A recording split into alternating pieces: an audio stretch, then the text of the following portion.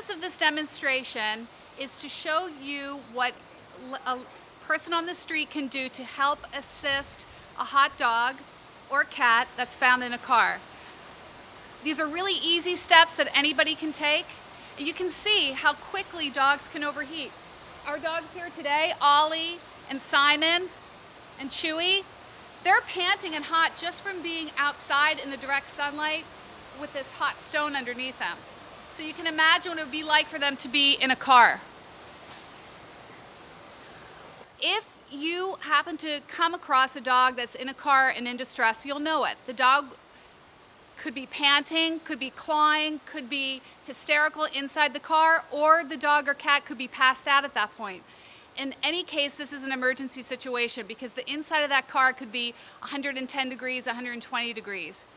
When you make the call to 911, make sure that you ask the operator to tell the first responder to turn the air conditioning in the car up all the way and the fan up all the way. So by the time, let's say, the police officer gets to the scene, that car is nice and cool and air is circulating, because that really is going to be the best way to treat the dog pre-hospital, right? Because that first responder is going to take the dog to a veterinary hospital as soon as possible.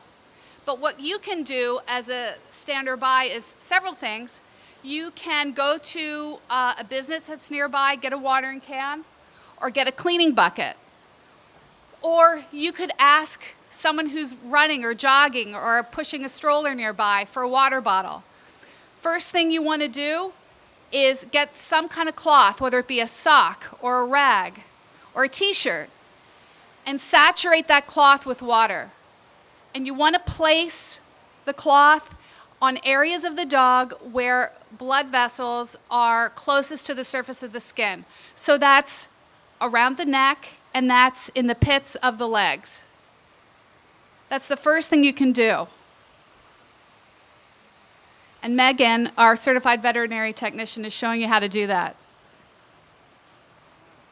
The next thing you can do, if you can find a watering can, is you can sprinkle that dog with the watering can. And if possible, you want to be in the shade.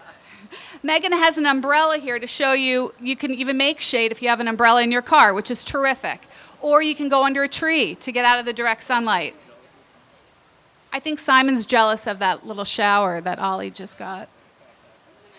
You can provide evaporation because dogs can't sweat. That's why they overheat so quickly. So you can get some magazines, a clipboard, fan that dog as much as possible. And when the police officer arrives on the scene, you want to transport that dog, get that dog into the car as quickly as possible, and get that air conditioning directed on the dog as fast as you can. And hopefully, there's a plan. Hopefully, at that point, you know which veterinary hospital you're going to be taking the dog to. So those are things that we can all do. It would be nice if businesses would have some of these things available. If someone runs through the door, a business owner would know, oh my gosh, there's a hot dog out in a car in the parking lot. Let me grab a bucket. Let me grab some cleaning rags. Let me grab a watering can and assist the people who are helping that hot dog. So thank you, Ollie. Thanks, Simon. Thanks, Chewy. They're not method actors. They're actually very hot today and panting like crazy. And thank you all for being here. We really appreciate it. The PVMA thanks you.